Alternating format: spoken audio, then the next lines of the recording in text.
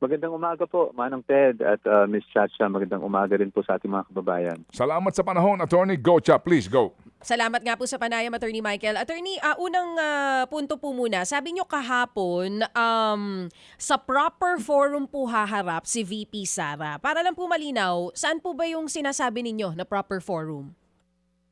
Kung ito po, Miss Chacha, aakyat sa Senado, sa pananaw namin, no, yun na po yung proper forum. Explain ko lang po bakit namin sinasabi na yun yung proper forum. Kasi doon po sa liham na isinumbit natin sa Committee on Justice the day before the hearing yesterday, which was Tuesday po kami nagpadala ng sulat, inilahad po namin doon, no, ang aming objection dito sa proceedings na iginaganap dahil sa aming pananaw, and again, with due respect to our law, pero ito naman ay posisyon ng defense team, sa aming pananaw po kasi pumupunta na po tayo sa conduct of a trial, no?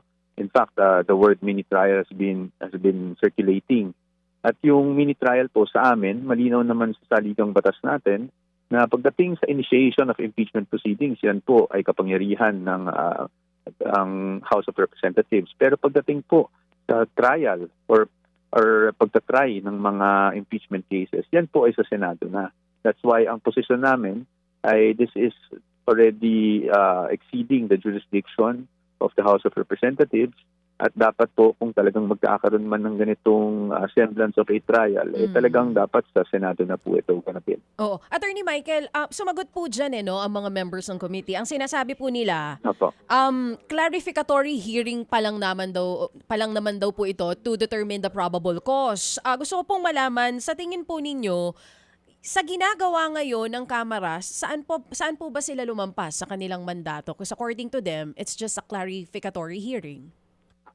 Opo. Again, our intention is only not to debate, no, but our intention is only to lay down ang posisyon natin para sa kaalaman ng ating mga kababayan para mas lalo nilang maintindihan ang ating posisyon.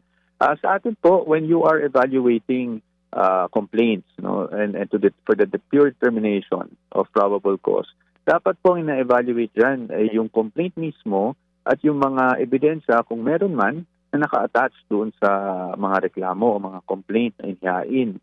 Sa atin po ngayon, nakita natin na lumalampas na kasi doon sa mga allegations ng complaint at doon sa mga naka-attach na ebidensya. In fact, nakikita nyo, nagpapasapina na ng kung ano ng mga dokumento na hindi naman naka-attach doon sa ating complaint. So sa tingin namin doon po, nag-exceed na tayo doon sa exercise of just determining probable cause. At dahil po doon, nakikita meron ding mga witnesses na pinapatawag. Kung yung witnesses naman po ay may mga affidavits na naka-attach doon sa complaint, malamang naman po ay masasabing clarificatory yan. Pero kung wala naman po mga affidavits or hindi naman po kasali yung mga witnesses sa mga reklamong inihain, that is already in excess, no, of the determination of probable cause. At pupunta na po tayo sa nagmumukhang trial kung saan dapat sa Senado na isinasagawa.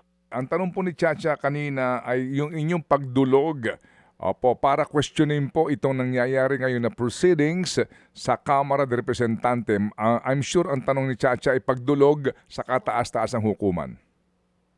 Opo, that possibility is always there po, no? It's a very real possibility. Although hindi ko pa po masabi kung talagang yan na ang gagawin namin.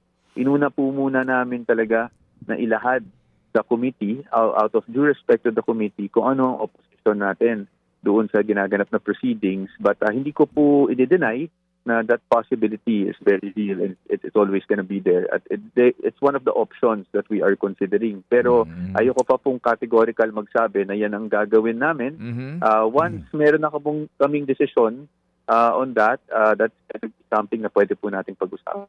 But how soon will you make the decision, Attorney, considering the fact that number one, no, you claim, no, dito po sa inyo pong sagot, dito po sa mga complaints na ito is that dapat ang panuntunan natin evidence muna bago ang hearing, no? Kumbaga po, kumbaga dapat dito is yung paghahanap sa ebidensya dapat nauuna yan para doon sa pagsagot ng inaakusahan. Hindi yung sagot muna kayo, tapos tsaka namin hahanapin yung ebidensya. In this case po, may subpina na para po sa records mismo ni VP Sara, opo, doon sa kanila pong, I think, tax records, pati mga negosyo nung kanyang mister, etc. etc. Sir, Opo. ito ho, medyo ano yan, sir, ha? Subpina yan, at yan po ay lawful order supposed to be po ng Committee on Justice. At obligado dito yung sinumpinahan na sumagot. And then, kung yan po, sorry po, kung yan assuming lang ay discriminatory sa inyong kliyente, malalagay kayo sa matinding defensive position, attorney. Opo, tama po kayo. Yun po ang hirap doon, no? Kung meron mang incriminating, and I'm not saying meron, dahil may tiwala naman kami na naaayon naman ang kanilang mga tax filings. Pero kung meron man, yun nga ang magiging problema, no? Hindi tayo makaresponde ng tama. And that is why definitely hindi ko po i-deny that that's a possibility. How soon? I cannot say at the moment, but pinag-uusapan naman po ng defense team ang lahat ng possible remedies available. Ito po ay, of course, amin ding hihingan ng clearance mula sa ating Vice Presidente mismo. And once there's any indication na yan talaga ang move namin, we will also not deny it po and we will tell it to you straight. Sa ngayon lang po, tinitingnan din namin yung developments. Alam na natin, nagkaroon na ng mga subpoena. Kahit nga po ako ay nabanggit nyo, ay sinubpoena. So itong mga bagay na to ay kinukonsider natin dito kung talagang maghahain na tayo ng any petition before the Supreme Court. Kailangan lang po kasi kung maghain tayo, gusto nating klaruhin na ito ay hindi sa ayaw sumagot ng ating Vice Presidente. In fact, ang ating Vice Presidente last year pa gusto nang mag-trial, no?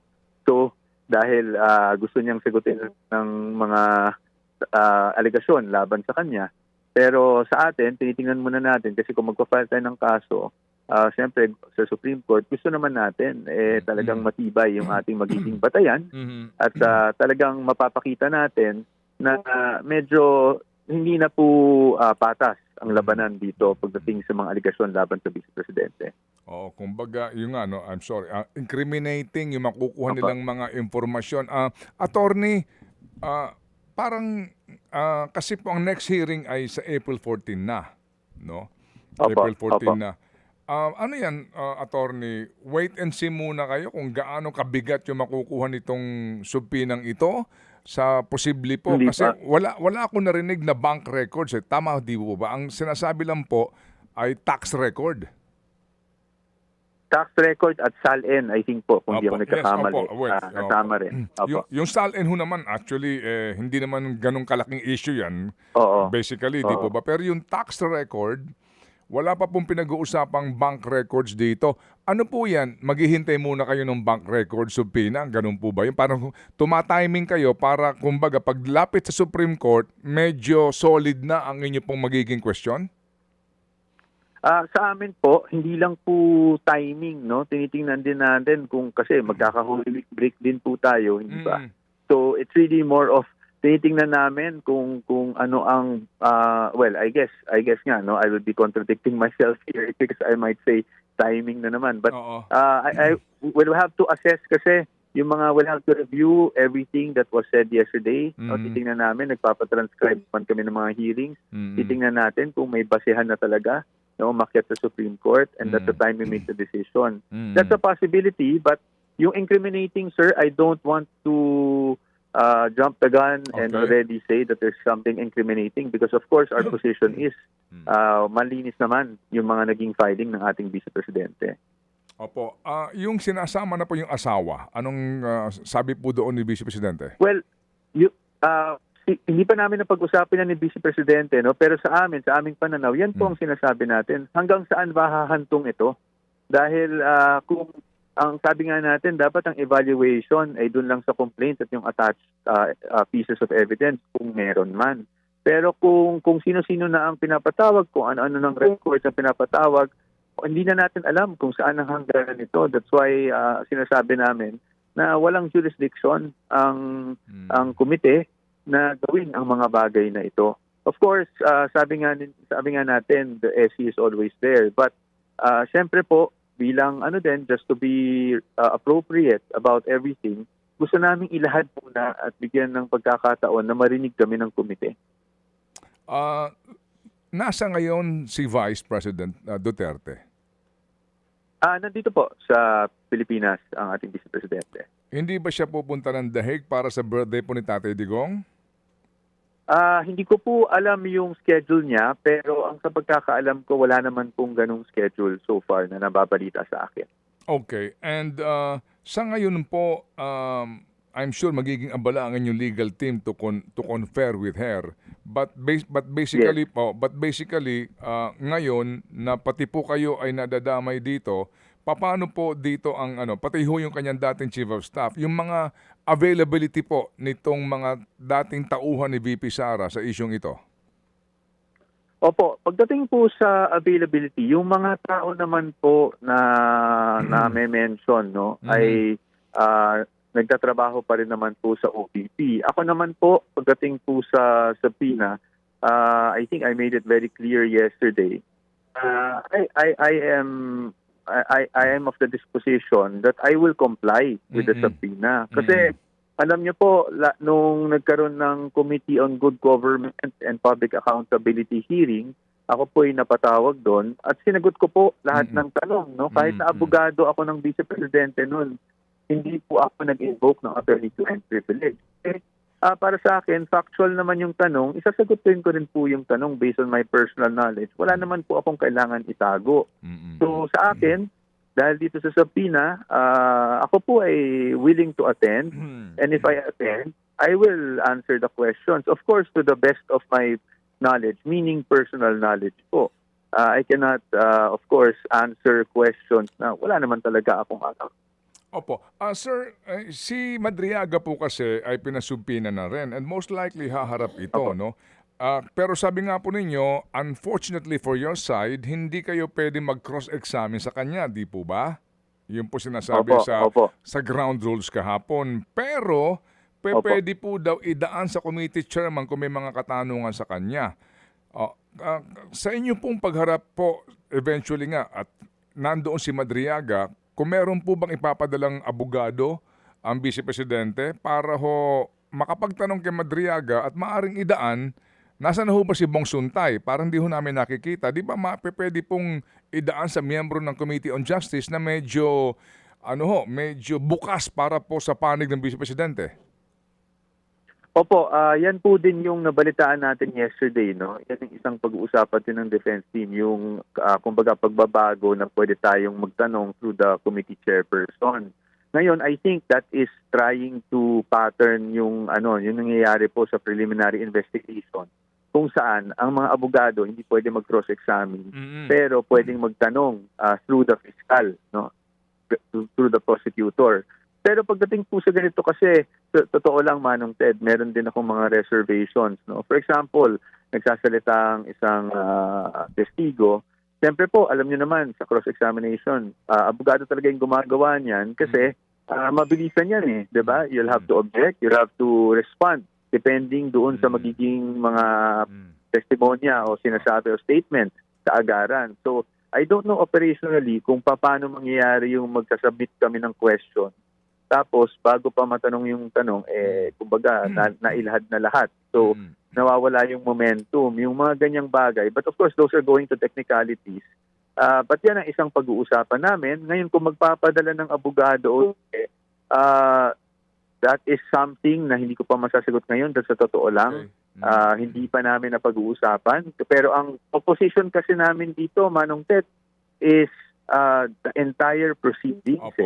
Ang objection natin dito is fundamental na yung conduct ng ganitong trial type sort of committee hearings ay para sa amin unconstitutional na dahil dapat sa Senado ito. But again, I'm sure may ibang posisyon ang ating lawmakers at gusto ko lang din ipahiwatig na nirespeto din natin ang kanilang posisyon. Kailangan lang natin mailahad yung atin. Okay. Ano ba ang tutol ninyo sa paggamit sa testimonya, written and and personal mismo po sa Committee on Justice hearing itong kay Madriaga? Yung kay Madriaga po, that was attached to the complaint. So Oo. kung meron mang clarificatory, kung talagang clarificatory lang mangyari, sa akin naman po wala naman pong problema doon. No, ang problema namin is more on yung mga papatawag pa ng mga dokumento at pinapakalap pa ng mga dokumento at pinapatawag ng mga witnesses. Dahil sa amin, that goes beyond the evaluation of the complaint. Di ba? Yan nga sinasabi natin. Kung walang ebidensyang naka-attach, bakit tayo nag-allege? Tapos biglang ngayon, maghahanap tayo in the hopes, no, and I have to emphasize this, in the hopes that there is something incriminating that will somehow come out. Diba? So, yun po yung ano talaga natin. Pero kung clarificatory, sabi nga nila, pareho lang naman sa preliminary investigation, it's akin to a preliminary investigation, pwede naman talaga, let's aminin natin, pwede naman talaga yung clarificatory questions. Pero kung ito po ay gagamitin para lang talagang magtatawag ng iba't ibang testigo para sirain ng ating Vice Presidente, na walang kalaban-laban pagdating dito sa ganitong proceedings. Sabi namin, ito venturing into trial na. At kung trial na, hindi talaga pwede sa House yan. Okay. Nasaan na ang mga kalyado kaya ng Vice Presidente? Although si Congressman Marcoleta ng party list group na sa GIP ay hindi miyembro ng komite, no? So doon pa lang po medyo magandang bagay na nga na siya nakapagsalita. Pero asan na? Halimbawa, si Congressman Bong Suntay na ang una po naman, maayos ang kanyang mga argumento, no? Pero ngayon po, hindi siya nakikita sa pagdinig na maari maging kahit pa paano, maging panig po, no? Mapakinggan ang panig ni Vice Presidente. Opo, Manong Ted, yung kay Congressman Suntay, I don't want to be unfair to him. Hindi ko kasi po siya nakakausap, no? So, hindi ko po talaga alam anong nangyari. And to be honest, kaming mga abogado, we don't want to rely na yung mga kaalyado or things like that. That's why kino-question na namin yung proseso. Kasi kung at least nasa trial tayo, hindi tayo maasa sa mga kaalyado, no? Talagang tayo mismo ang pwedeng mag-rebut at pwedeng mag-present ng confront sa mga witnesses and to show na walang katotohanan yung mga statements na binibigay through cross-examination. Pero yun nga po Manong Ted, ang hirap sagutin ng tanong nyo dahil kami naman po ay kahit kailan si Vice Presidente wala pong naging utos sa amin to even coordinate sa mga aliado dahil ang sa kanya lang talaga, nasabi nga niya nung isang interview niya na allergic siya sa mga politiko, no? So sa atin po talaga dinadaan na lang niya talaga sa legal. O sige, so kami po muli ay tatawag sa inyo kasi nga napakainam din po na napapakinggan natin ang panig po ng Vice Presidente. Gayon din po naman ang aming mga naging panayam kay Chairman Luis Tro, kay Congressman Joel Chua. Ano po, dito po sa usapin na ito, para lang ho natin maibalansi po ang equation. Sa usapin po ng informasyon sa mga kabilang panig sa kaalaman ng ating mga kababayan. Salamat po, Attorney. Salamat po, Manong Ted. Siguro pahuli na lang, gusto ko lang po rin ipahiwatig na nire-respeto natin lahat ng opinion. They may be adverse to us, pero nire-respeto natin lahat ng opinion. Sa atin lang, we also want to lay down our position. At salamat po sa pag-imbita sa amin dahil nga importante po din para sa amin na mailabas din po yung posisyon namin para hindi ma-misinterpret at lalong maintindihan ng ating mga kababayan. Salamat na marami po, Attorney. And sabi nga po ni VP Sara, syukran. Syukran po. Salamat po, Manong Ted, at salamat, Ms. Chacha. Thank you. Mga kapatid, para sa iba pang mga balita at impormasyon, sundan niyo po kami sa X, Instagram, Facebook at syempre sa TikTok, True Network PH. Mag-subscribe din po kayo sa aming YouTube channel, True Network. May website din po tayo, truenetwork.ph, at pwede nyo rin po kaming mapanood sa Channel 19 ng aming True FM TV. Lagi pa rin makinig sa radyo dito po sa 105.9 True FM dahil dito, laging true sa'yo, kapatid. Dito tayo sa totoo, tunay at tapat.